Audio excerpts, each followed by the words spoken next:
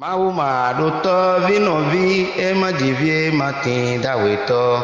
Mauma doto vinovi emajivie matin daweto. Biropo no we imau, biropo no we dagbelo boso da logo nagbelo, so da logo nagbelo. La ila ila ila, la ila ila ila ila la ila. Assalamu alaikum wa rahmatullahi wa barakatuhu. Merci d'être tout le temps fidèle à notre mission L'Aube naissante. Les années 90 ont vu souffler sur nos pays un vent de démocratie. Qui dit démocratie parle d'élections, donc des scrutins auxquels les peuples sont invités à choisir leurs dirigeants. Aujourd'hui, nous voulons mettre sur la table les critères islamiques de choix d'un dirigeant.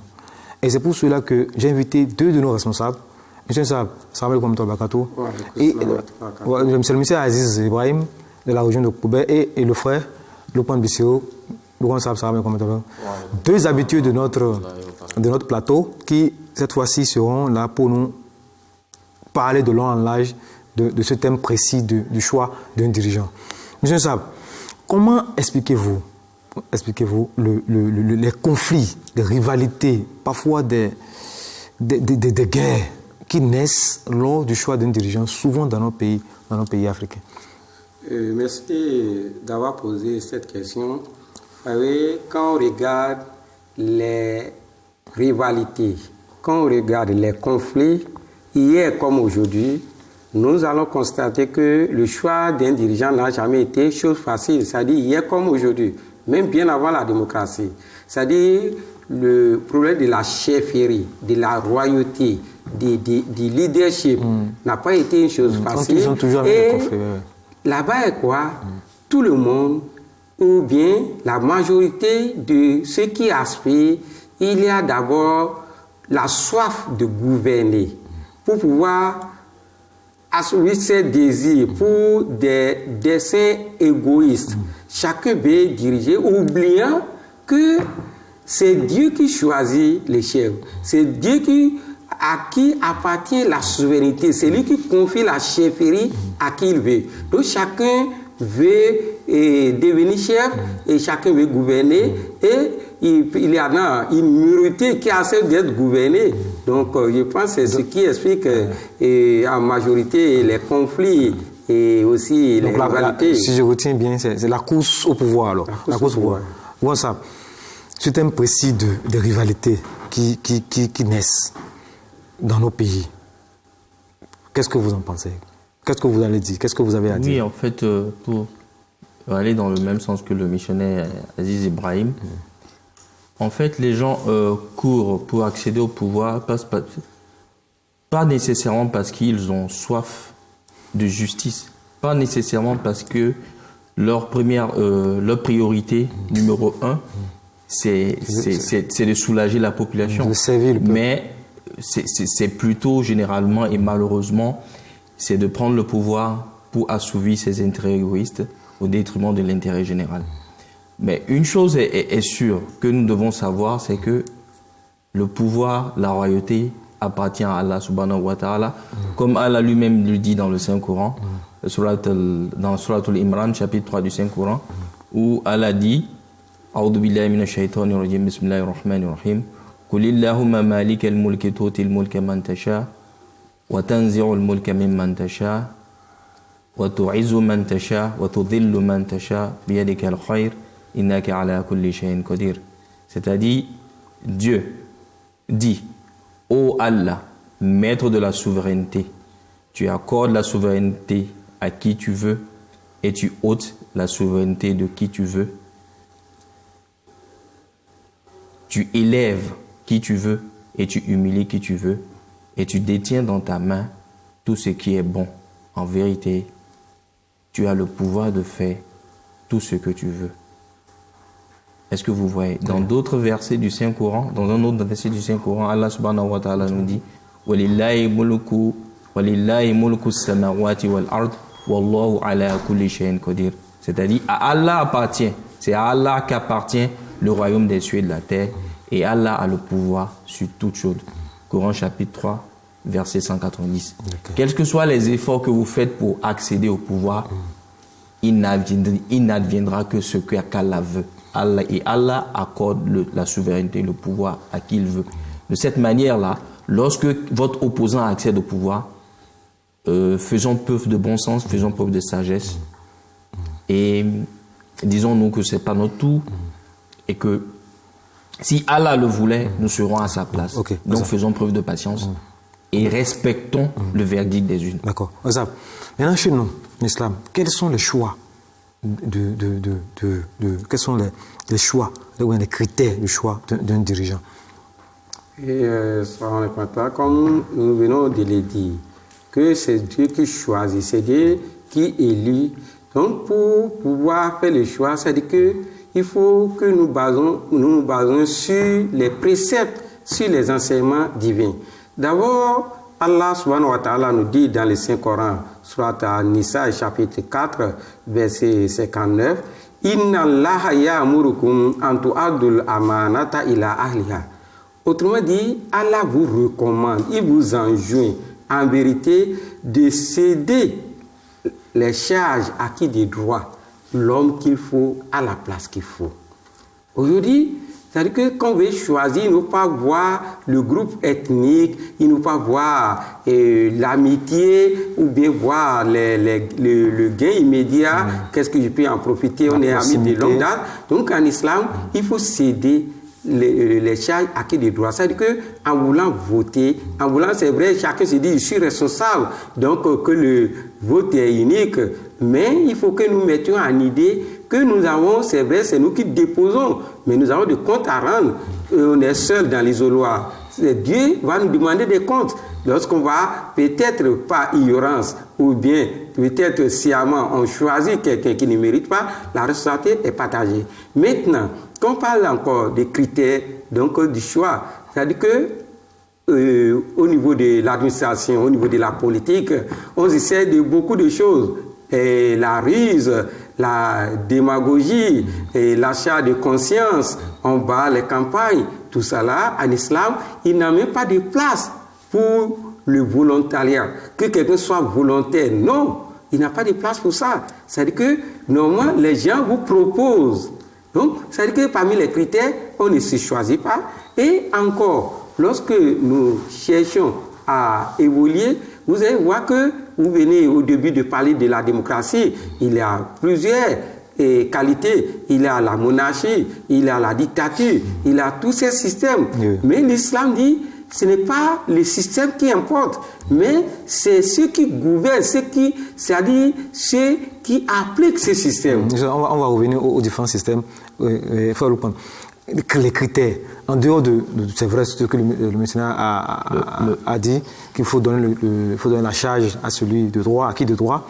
Qu'est-ce que vous avez à compléter par rapport à ce point? Le missionnaire a suffisamment expliqué ce point. J'aimerais juste rapporter que, pour résumer, l'islam nous recommande, pour choisir un dirigeant, deux critères sont de mise, l'intégrité et la compétence. Parce qu'il s'agit ici d'une question de responsabilité nationale. En fait, nous ne devons pas faire preuve de laxisme, nous ne devons pas faire preuve de bassesse, en fait. Même si celui qui est candidat aux élections a un lien de parenté avec nous, même si celui qui est candidat aux élections, en étant élu, va faire notre affaire ou bien va faire prospérer notre affaire, nous devons comprendre que là, il s'agit d'une question d'intérêt général et l'intérêt général doit primer sur les intérêts égoïstes et les intérêts personnels. C'est très très important. D'accord. Autant pour celui qui est intègre et qui a la compétence pour diriger le pays. Merci beaucoup. Maintenant, venons-en au caractère obligatoire ou non du vote. Vous voyez que il y a des gens, des clans, tout un clan, toute une région qui dit qu'il ne veut pas voter. Il ne veut pas participer au vote, ou bien d'autres qui vont dans l'urne et votent, et ne votent pas du tout. C'est-à-dire ils votent blanc, comme on a l'habitude de dire chez nous. Quel est le point de vue de l'islam sur cette manière de faire? Le vote, comme nous venons de le dire, ça engage tout un chacun d'abord avec son Seigneur. Ça engage en ce sens que on ne peut pas, à moins qu'il y ait des circonstances particulières, qu'il y ait des empêchements. Donc, un bon citoyen, quelqu'un qui suit les préceptes de sa religion, surtout l'islam, ne doit pas se priver de dire que volontairement je ne vote pas. C'est anti-islamique. Donc, ou bien que peut-être voter un bulletin nul, ou bien jeter donc, le vote dans l'isoloir, ça c'est anti-islamique.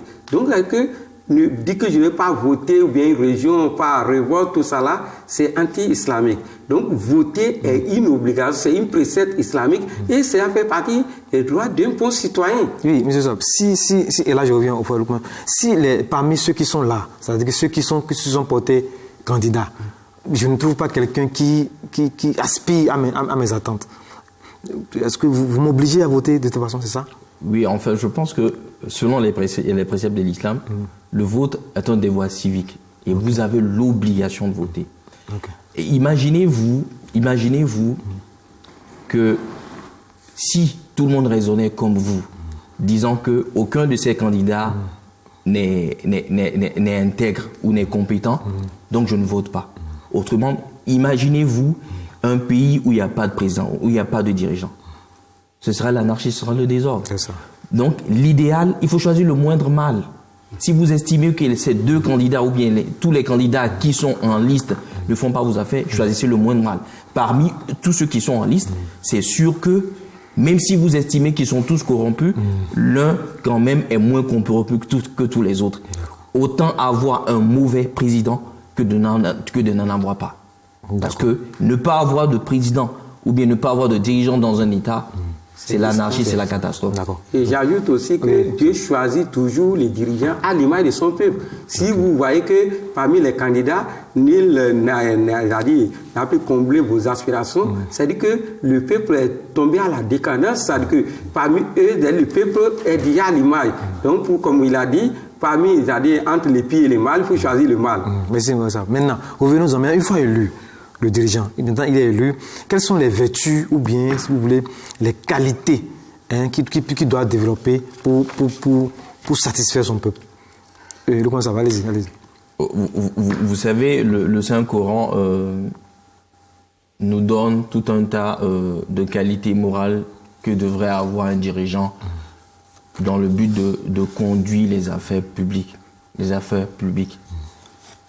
Parmi elles, le Saint-Coran nous dit ceci dans la sourate Toha, chapitre 20 du Saint-Coran. Le Saint-Coran nous dit ceci. A'udhu billahi minash shaitanir rajim, bismillahir rahmanir rahim. Inna laka alla tajura fiha wa la ta'ra wa annaka la tazamahu fiha wa la tadha.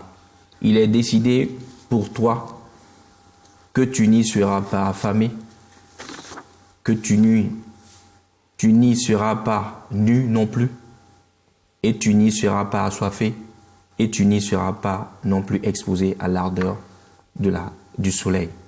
Coran chapitre 20, versets 119 à 120. Vous voyez, à travers ce verset, c'est une promesse qui est faite au saint prophète Mohammed sallallahu alayhi wa sallam. C'est une promesse qu'Allah subhanahu wa ta'ala a faite au prophète Mohammed sallallahu alayhi wa sallam. L'islam présente ainsi 4 points des droits communs que l'État ou les dirigeants doivent garantir à ceux dont ils ont la charge. Il s'agit de 1. Fournir la nourriture au peuple. 2. Assurer la subsistance. Oui. La nourriture. Oui. 2. Les vertir. 3. Leur accorder de l'eau potable. Et 4. Leur accorder un abri. En fait, c'est les besoins, ces 4 besoins fondamentaux selon le Saint-Coran.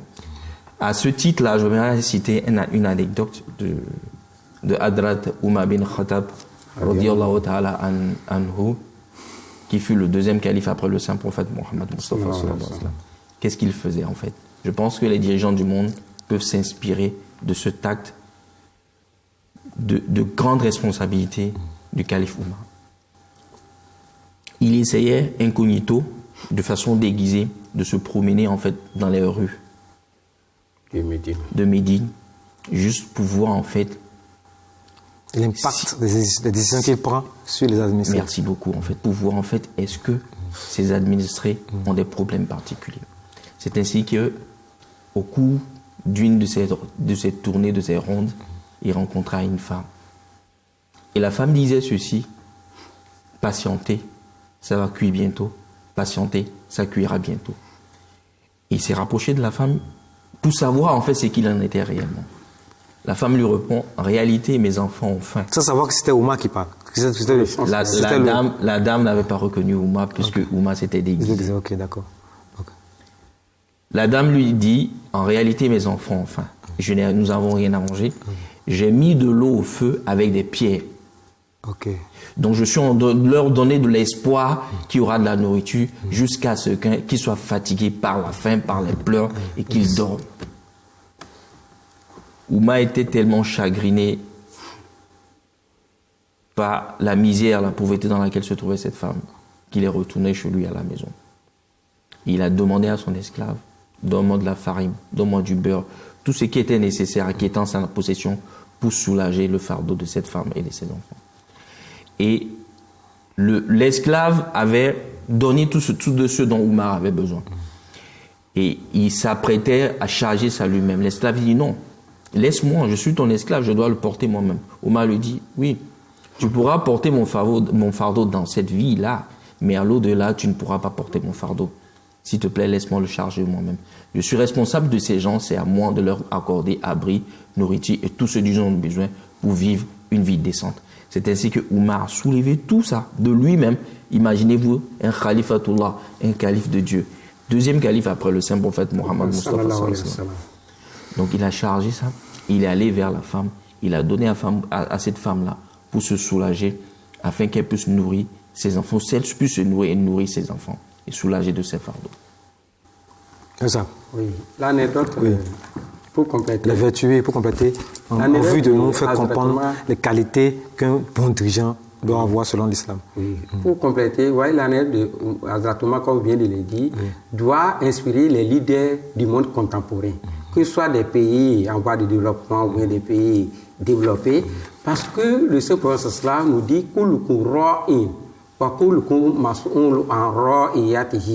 autrement dit, tout un chacun est un berger et chacun serait questionné sur la manière dont il a géré son troupeau. Maintenant, c'est que nos leaders, quand on parle des besoins fondamentaux, c'est-à-dire les minimums, même pour celui qui est le plus pauvre, a besoin de la nourriture, de l'eau, de se vêtir et d'une habitation. Quand on regarde aujourd'hui, on dit que le pays va mal, on parle de la misère, on parle aujourd'hui, c'est-à-dire le panier de la ménagère est tellement fait, chacun crie. Mais quand on voit les palais, le luxe dans lequel nos dirigeants, à tous les niveaux, donc ce luxe-là, ou bien d'abord, lorsqu'on pille les ressources du pays pour aller en Suisse, pour aller ailleurs, pour cacher, donc cela chagrine. On se demande comment, dans le même pays, dans la même nation, quand il y a déjà certaines classes qui sont marginalisées, donc cette disparité, oui, donc cela ne peut jamais, nul ne peut vivre heureux, tout ça, cela ne peut engendrer le développement. Maintenant, les dirigeants, un vrai dirigeant doit avoir l'esprit de responsabilité, doit avoir l'esprit de responsabilité, la sagesse possible pour pouvoir gouverner. Parce que vous rappelez-vous dans le Saint-Coran de la Sourate Al-Baqarah, lorsque au temps du prophète Moussa et les gens, donc au pouvoir de Moussa, les gens du Bani Israël ont demandé que Dieu les choisisse un roi pour qu'ils puissent combattre sur la voie d'Allah. Quand Dieu a choisi Tolut pour eux, ils ont dit Ana yakunu lahu, que comment Ana yakunu lahu mulkar alayna wa nahnu haqqu bil mulk minu, que comment peut-être notre souverain, nous n'avons plus de droit à la souveraineté que lui. Mais parmi les choses que Dieu lui a données, il a donné la sagesse. Même le Coran dit Faman uti al-hikmata faqad uti khayran kathira, que celui à qui la sagesse a été donnée a reçu une abondance de biens. Donc il faut avoir d'abord la sagesse, il faut avoir aussi la maîtrise du soi. Vous voyez, en tant que dirigeant, parce que vous allez écouter beaucoup. Si vous voulez répondre à toutes les critiques, vous ne pouvez pas évoluer. D'ailleurs, c'est celui qui vous aime qui va vous dire la vérité. C'est vrai qu'elle est choquante, comme on dit, le dit toujours, que la vérité est amère. Mais les fruits que porte la vérité sont les fruits délicieux. Donc, comme ça, il doit avoir la maîtrise de soi, l'esprit de discernement et aussi à la tête de tout, il doit avoir la crainte révérentielle de Dieu.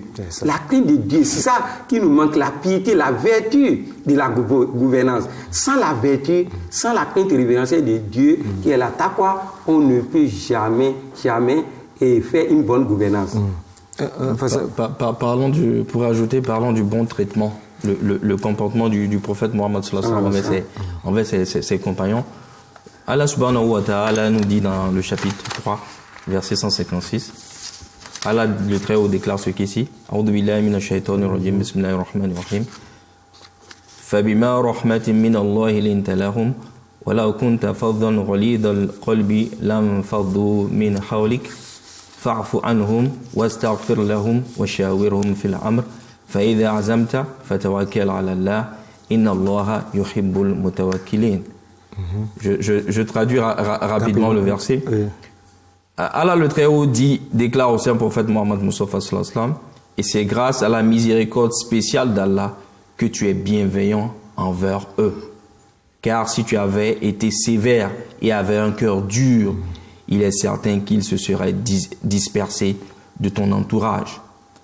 Pardonne-leur donc et prie pour leur pardon et consulte-les dans les affaires d'administration.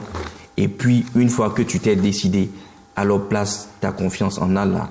Assurément, Allah aime ceux qui lui font confiance. Vous voyez, en fait, le saint prophète, il s'agit bien du saint prophète Mohammed sallallahu alayhi wa sallam, qui est un modèle pour l'humanité tout entière. Le Dieu lui dit, d'abord, le Dieu constate en fait qu'il est bienveillant vis-à-vis de ses compagnons, bienveillant vis-à-vis de ses disciples, bienveillant vis-à-vis de ses concitoyens. Donc, merci beaucoup de ses administrés. Donc, si le saint prophète Mohammed sallallahu alayhi wa sallam avait été très dur vis-à-vis d'eux, méchant vis-à-vis d'eux, il ne fait aucun doute qu'ils cesseraient, ils vont se disperser, ils vont se disperser de lui. Une autre qualité, le Dieu dit en fait, le Dieu ordonne au saint prophète Mohammed sallallahu alayhi wa sallam, pardonne-leur, parce qu'ils vont t'offenser en tant que dirigeant, pardonne-leur. Et ensuite, le Dieu dit, prie pour eux. Prie pour eux. Parce que l'une des qualités, l'une des responsabilités d'un dirigeant, c'est de pardonner à son peuple, c'est de prier pour eux. Et le prophète Mohammed sallallahu alayhi wa sallam a dit que le meilleur dirigeant, c'est celui-là qui prie pour son peuple et le peuple prie pour lui. Et le pire des dirigeants, c'est celui qui maudit son peuple et le peuple également le maudit. Ok. Maintenant, allons au niveau il nous reste 10 minutes pour conclure l'émission. L'islam, les systèmes de gouvernance. Bon, aujourd'hui, on parle de démocratie ou bien de monarchie, de communisme. Qu'est-ce que Dieu a donné, l'islam donne sa bénédiction à quel système de gouvernance?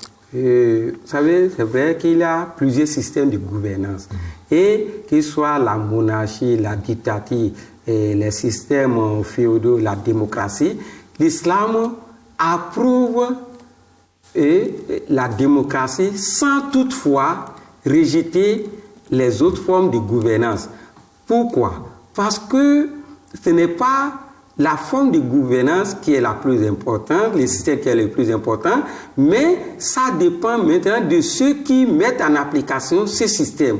Autrement dit, un gouvernement qui est venu au pouvoir par la force des urnes, c'est-à-dire par les élections, mais lorsqu'il est déjà corrompu, il est de nature douteuse, il ne peut jamais être meilleur, plus qu'un dictateur modéré, un dictateur qui a la crainte révérentielle de Dieu. Donc, autrement dit, au lieu de commencer par critiquer, par mettre le tort sur le système, tout ça c'est vrai, j'ai dit au début que l'islam insiste sur la démocratie parce que le verset de la sourate Al-Imran que le frère Luqman vient de lire, le Coran dit Washawirhum fil amr, qu'il faut les consulter dans les affaires mutuelles. Et c'est en démocratie qu'on dit un gouvernement du peuple pour le peuple et par le peuple et pour le peuple. Donc ça dit qu'on vient aux unes, mais c'est une bonne définition et rarement appliquée, quel que soit le pays ou bien la nation que nous allons prendre. C'est une bonne définition. D'accord. Donc, ça dit que l'islam préconise la participation à la prise de décision. Oui, en fait, dans le verset qu'on vient de lire tout à l'heure, ce qui est très intéressant, bien que le prophète Mohammed sallallahu alayhi wa sallam est l'envoyé direct de Dieu, Dieu leur donne en fait de consulter ses compagnons, de consulter dans ses concitoyens pour ses prises de décision. Et c'est en démocratie qu'on trouve ça. Donc, pour dire que la démocratie est la meilleure, c'est-à-dire ce que préconise l'islam, que la dictature, le fait d'imposer, de s'imposer aux autres, l'islam n'approuve pas cela. Mais en toute chose, il faut d'abord la vertu du leader. Donc, le leadership là, doit incarner la vertu, la piété. Et là, quel que soit le système, on y parviendra. D'accord. J'aimerais ajouter, en fait, si vous permettez, en fait, les deux piliers du concept de démocratie, du concept islamique de la démocratie. Le premier pilier, c'est l'intégrité et l'honnêteté la plus totale dans le processus d'élection. Et le deuxième pilier, c'est les gouvernements doivent fonctionner sur le principe de la justice absolue. Que ce soit les questions sociales, que ce soit les questions économiques, que ce soit les questions religieuses, le gouvernement doit fonctionner avec un principe de justice absolue. Maintenant, les pas administrés, de parti pris. Les administrés maintenant. Là, je dois la parole faire le point avant de vous donner la parole et on va conclure. Les administrés, quel est leur rôle dans tout ça? Dans la sourate Al-Baqarah, je ne me rappelle pas exactement des références. Kul atiullaha wa rasula wa ulul amri minkum. C'est-à-dire, Dieu nous ordonne, en tant qu'administrés, en tant que citoyens, d'obéir aux injonctions d'Allah, d'obéir au saint prophète Mohammed Mustafa sallallahu alayhi wa sallam et d'obéir à tous ceux qui ont de l'autorité sur nous. Autorité, que ce soit autorité politique, autorité religieuse, toutes sortes d'autorités, nous avons le devoir en tant que musulmans de leur obéir. C'est très important. Et nous avons l'obligation de faire l'effort au mieux de nos possibilités de respecter strictement les lois qui sont en vigueur dans le pays, ce qui va contribuer à faciliter la tâche aux dirigeants. Nous ne devons absolument pas nous adonner à toutes sortes de rébellions ou de désordres qui vont mettre à mal la paix dans la société. C'est très important. Et aussi de prier en fait pour ces dirigeants afin qu'Allah guide leur pas, parce que diriger, c'est pas du tout une chose facile. Maintenant, c'est vrai que Frère a dit au début, et le verset, ça y est bien sûr du verset 60 de la sourate An-Nisa. C'est-à-dire que Allah dit, chapitre 4, verset 60, vous qui croyez, obéissez à Allah et obéissez aux messagers et à ceux qui ont de l'autorité. Donc, ceux qui ont de l'autorité, l'islam, certains déduisent c'est-à-dire qu'il s'agit des dirigeants islamiques seulement, tous ceux qui ont de l'autorité. Et Allah dit, et donc, entre les hommes, il peut y avoir toujours des divergences, mais référer ces divergences à Allah, ça veut dire que il faut vous conformer aux préceptes d'Allah. Et mieux, le Saint Prophète sallam, pour finir, dans l'hadith musulman, il dit les meilleurs de vos imams, c'est-à-dire de vos dirigeants, sont ceux que vous aimez et qui vous aiment et sont cléments envers vous et vous êtes cléments envers eux. Et les pires de vos imams sont ceux que vous méprisez, ils vous méprisent, vous les maudissez et ils vous maudissent. Maintenant, quelqu'un a demandé, il dit, oh messager d'Allah, oh roi d'Allah, ne devons-nous pas nous insurger contre eux et les combattre? Et puis il dit non, tant qu'ils vous font la prière. Et lorsque vous trouvez quelque chose de vos gouverneurs que vous répugnez, repoussez les actes et ne vous révoltez pas contre eux. Donc ça dit que on doit savoir que le dirigeant qui est là, c'est à laquelle il a choisi, il y a un temps, même s'il fait 1000 ans, donc tout ce qui est société est éphémère et transitoire, donc il a un temps à passer, et on sait qu'on considère ce temps-là comme c'était infitinant pour nous, parce que chacun a son temps de preuve dans la vie, on subit et on s'assied, on ne combat pas, on ne se révolte pas, parce que les gens n'enseignent jamais la rébellion. On dit que Allah nous défend la transgression, l'indécence de manifeste. Donc on ne doit pas, parce que c'est anti-islamique que de combattre, de se révolter. Donc il faut la patience et prier. Et peut-être à travers les prières, Dieu peut l'inspirer et peut changer de comportement. On va conclure. Sur ce point précis des critères de choix d'un dirigeant en islam. Une minute chacun. Qu'est-ce qu'on peut retenir de façon globale? Faire le point. Allez-y d'abord. Nous l'avons déjà dit. La répétition est pédagogique. Privilégions l'intérêt général sur le détournement des intérêts personnels, des intérêts égoïstes. Choisissons celui qui est à mieux de diriger le pays, qui est intègre et qui est compétent, qui va veiller, qui aura le souci en fait du peuple. Choisissons de ces dirigeants-là qui peuvent poser les oreilles sur le cœur de ces citoyens afin de scruter leurs problèmes et de faire l'effort de se faire le devoir de résoudre leurs problèmes au mieux de ses capacités. Ça. Et pour conclure, je dirais que les actes que chacun de nous pose, dont nous devons rendre compte d'un jour à l'autre. Donc tout ce que nous voulons faire, que ce soit les dirigeants ou bien les diriger, les gouverner, donc chacun de nous doit faire preuve d'équité, d'intégrité, de justice absolue. Et lorsque nous allons mettre Dieu devant, donc tout ce que nous avons posé comme acte, ça peut nous amener à l'émergence, à la prospérité, et à la paix qui est vivement souhaitée de tous. Merci beaucoup, monsieur. Merci, Frère Lokman. Chers téléspectateurs, j'espère que nous vous avons apporté tous les éléments qui vous ont permis de comprendre ce sujet très très important, surtout pour nos pays africains où les cas d'élection ont toujours été des cas de conflit, des cas de désordre. Merci beaucoup. Assalamu alaikum wa rahmatullahi wa barakatuh. Wa alaikum salam. La ilaha illa illa, la ilaha illa illa illa, la ilaha illa, la ilaha illa illa, la ilaha illa illa illa, la ilaha illa, la ilaha illa. Mahuma duto vinovi, majivie matinda weto. Mahuma duto vinovi, majivie matinda weto. Viropo no we imahu, viropo no we dagbelo bosodo.